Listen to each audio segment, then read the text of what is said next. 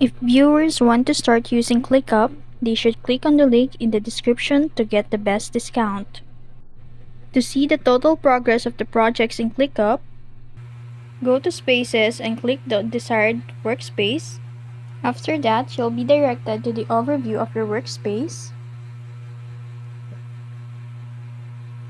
Click List, and you'll see the overall progress of your workspace. And that's all.